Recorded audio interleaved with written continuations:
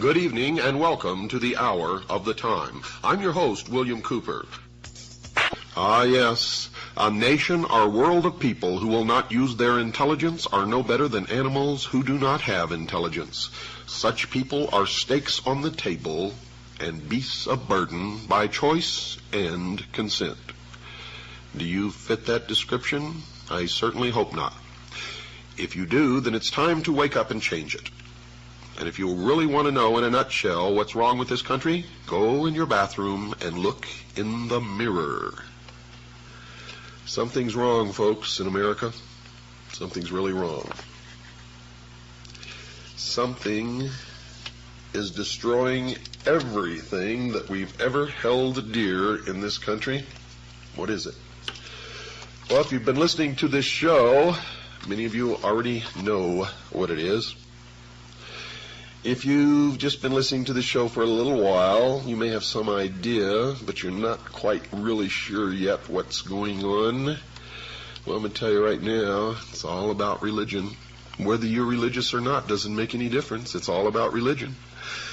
Whether you believe in God or not, it doesn't make any difference. It's all about a big battle between good and evil. And most of it, I got to tell you, exists in the minds of men. Some of it's real. The question is, what's real? What's deception? What should we be paying any attention to? What is it that's driving us insane? Yes, something is wrong in America. The sound you hear is dripping blood. This is the start of Black Sunday. Today's newspapers, folks, are full of stories about the rampant rise in divorce rates, the increasing abuse of children by some parents, increases in the incidence of rape pornography being read by an increasing number of people, more crimes against property, demands for world government, urgings for national borders to fall, Christian churches being closed because they will not seek licensing by the state, etc., etc., etc., and I could go on and on and on and on and on. But why? Why are these things happening? Why are all of the legacies of the past, the family, national borders, the right to practice any chosen religion, the right to private property, among other things, under such an attack? Is it possible that there are actually people and organizations who really want to change the basic order of things? Well, my regular listeners know the answer to that. Clues to the answers to these questions, folks, can be gleaned from some comments made by people and organizations that are talking about these wide-ranging changes in the nature of our lifestyle. An Associated Press dispatch on July the 26th, 1968 reported this, quote, New York Governor Nelson A. Rockefeller says as president he would work toward international creation of a new world order, unquote. And you thought George Bush coined that phrase? Surprise, surprise. On January the 30th, 1976, a new document called the Declaration of Interdependence was introduced to the American people, and it was signed by 124 traitors. 32 senators and 92 representatives, altogether 124 traitors in Washington, D.C., and it read in part, quote, 2 centuries ago, our forefathers brought forth a new nation. Now we must join with others to bring forth a new world order, unquote. And you thought George Bush coined that phrase. Surprise, surprise. Another individual who has commented is Henry Kissinger, probably the greatest traitor this nation has ever known, former Secretary of State.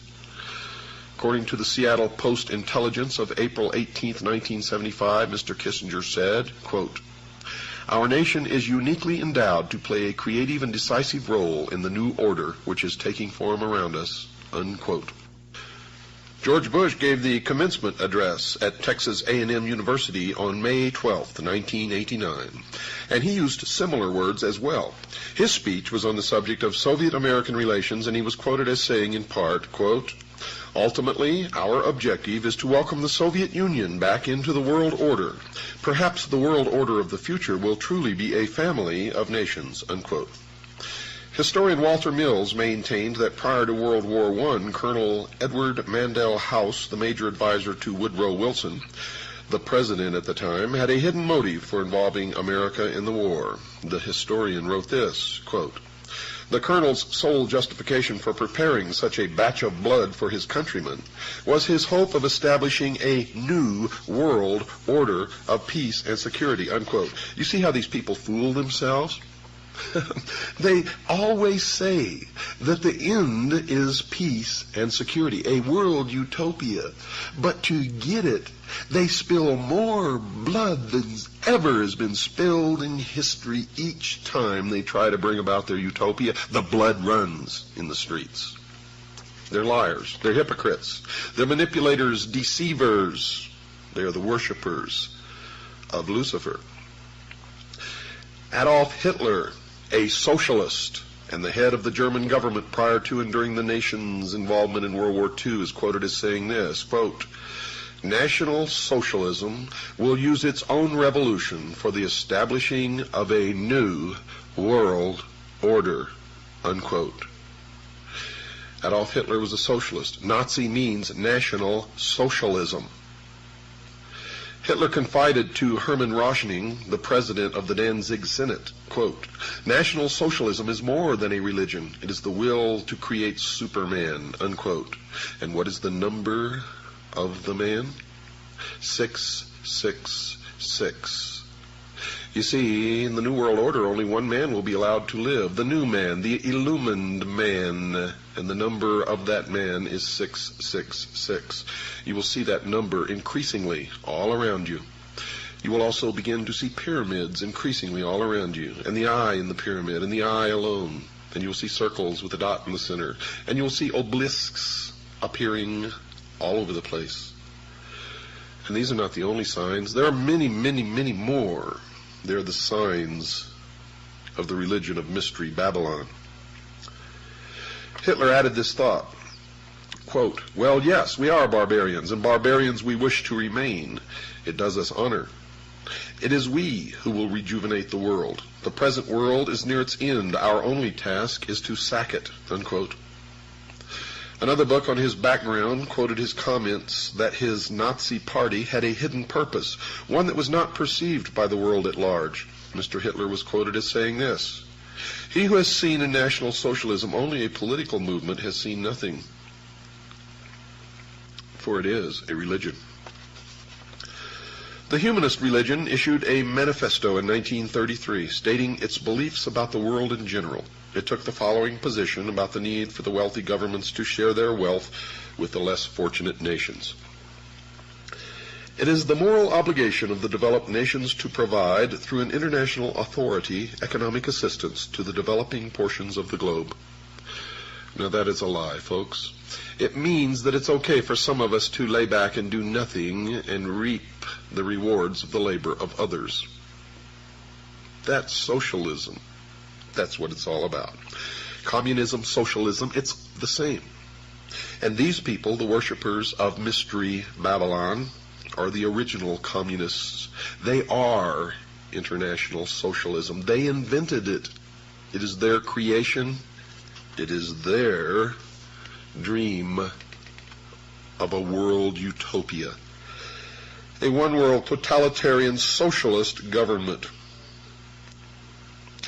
The April 1974 issue of Foreign Affairs, the quarterly periodical issued by the Council on Foreign Relations in New York, had an article in it by Richard N. Gardner, the former Deputy Assistant Secretary of State for International Organizations in the Lyndon Johnson and John Kennedy administrations, and he stated this, quote, "We are likely to do better by building our house of world order from bottom up rather than from the top down. An end run around national sovereignty, eroding it piece by piece, is likely to get us to world order faster than the old-fashioned assault," unquote. Even the Communist Party is voicing similar thoughts. The People's Daily World for Thursday, March 9th, 1989, contained an article written by Angela Davis. You remember her? Those familiar with Miss Davis will remember that she was the vice presidential candidate for the Communist Party a few years ago. She currently is a member of the National Committee of the Communist Party of the United States, and she is quoted in the paper as saying, quote, "One underlying effect of anti-communism in this respect is to encourage a certain hesitancy to embrace solutions which call for deep structural socio-economic transformation," unquote.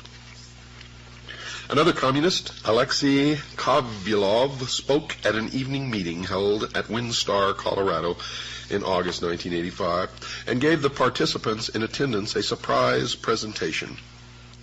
He spoke about the 12th World Festival of Youth and Students held in Moscow a few months prior to his lecture.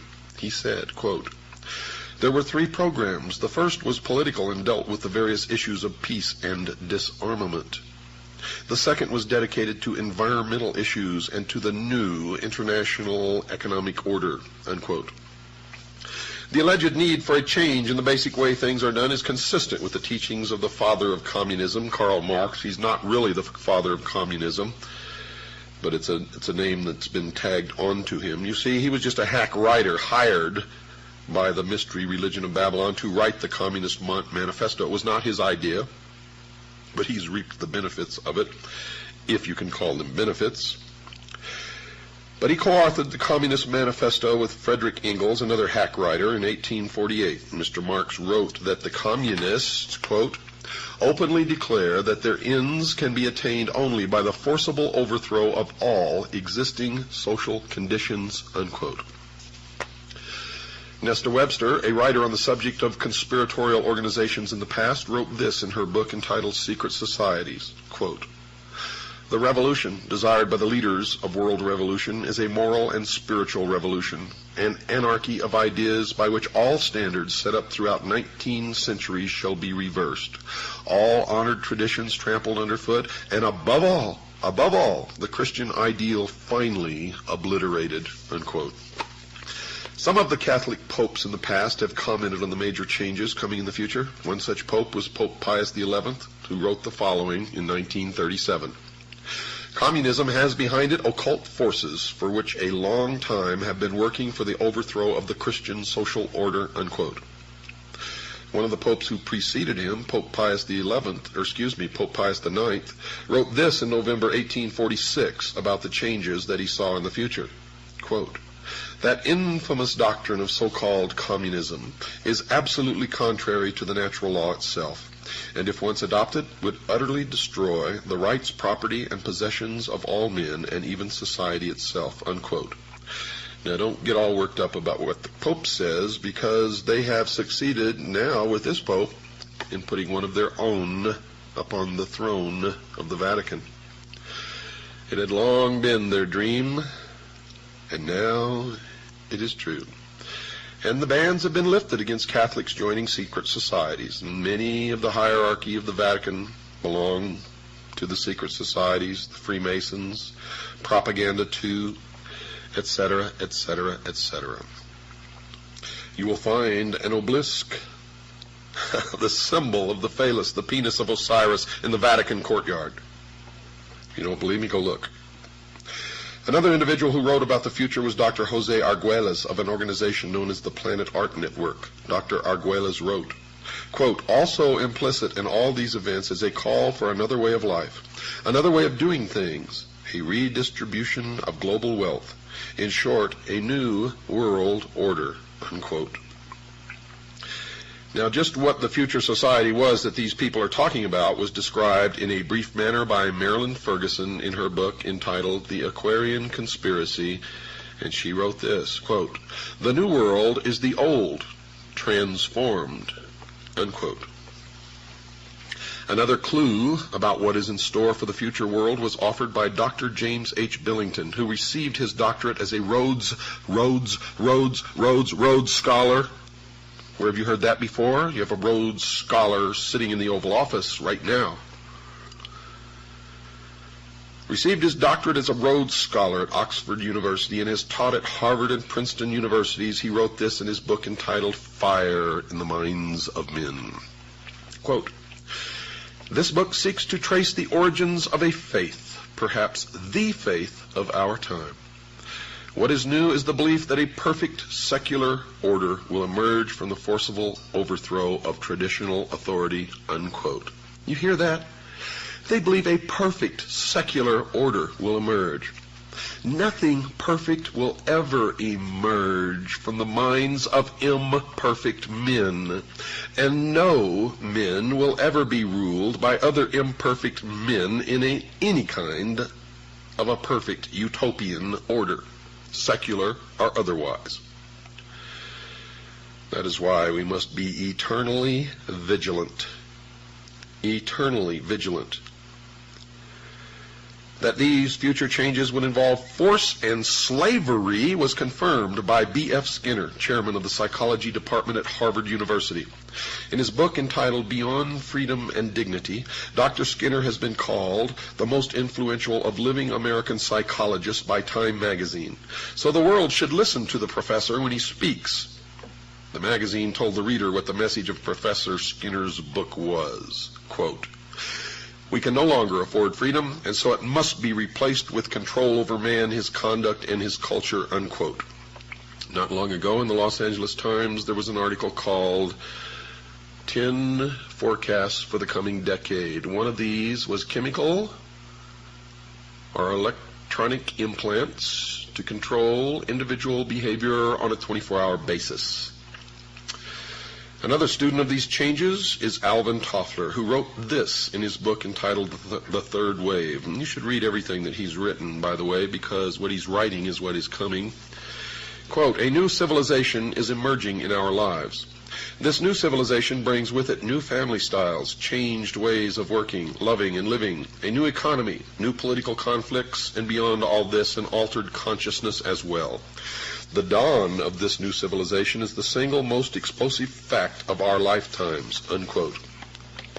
Another scientist involved in commenting upon the future changes was Dr. Carl Sagan, and he's observed this, quote, "It's clear that sometime, relatively soon in terms of the lifetime of the human species, people will identify with the entire planet and the species," unquote. Now the reason, folks, why these changes are necessary was explained by Manly P. Hall, perhaps the world's leading authority on esoteric words and language. He was a 33rd degree Freemason. He wrote in his book entitled Lectures on Ancient Philosophy, quote, "The time has not yet arrived when the average man is strong enough or wise enough to rule himself," unquote. And he explained who he considered worthy enough to rule those on the world considered by the experts to be incapable of governing themselves. He wrote this, quote, "Never will peace reign upon the earth until we are ruled by the fit." And who is the fit? Why, them, of course. The illumined, the priest of the mystery religion of Babylon. Mr. Hall even indicated that these changes would occur soon. He wrote this comment in his book previously cited, quote, 100 years ago, meaning in 1884, folks, it was predicted that within a few centuries men would revert to the gods of Plato and Aristotle. We may all look forward with eager anticipation to that nobler day when the gods of philosophy once more shall rule the world, unquote. Aldous Huxley, in his book called Brave New World Revisited, quotes a character called the Grand Inquisitor in one of Fyodor Mikhailovich Dostoevsky's parables as saying this, quote, "In the end they, the people, will lay their freedom at our, the controller's feet, and say to us, 'Make us your slaves, but feed us,'" unquote. The Tucson Citizen newspaper of November the 3rd, 1988, printed a photograph of a group of people involved in a march for literacy, and it clearly demonstrated that at least some people in America are now asking their government to make them their slaves. The picture showed a demonstrator carrying a picket sign that read, quote, "Uncle Sam, we want you to support us," unquote. Mr. Huxley gave us a date when we could expect these changes to occur. He wrote the following in his book written in 1958, quote, "The 21st century will be the era of world controllers," unquote. And then he told us why these controllers would not fail. Quote, "The older dictators fell because they could never supply their subjects with enough bread, enough circuses, enough miracles and mysteries. Under a scientific dictatorship, education will really work, with the result that most men and women will grow up to love their servitude and will never dream of revolution. There seems to be no good reason why a thoroughly scientific dictatorship should ever be overthrown," unquote. Someone who might have given the world the date for the commencement of these predicted changes was Zbigniew Brzezinski, a Marxist, President Jimmy Carter's national security advisor during his 4-year administration. And he wrote the following in his book entitled Between Two Ages, by the way. You should read every book that he's ever written.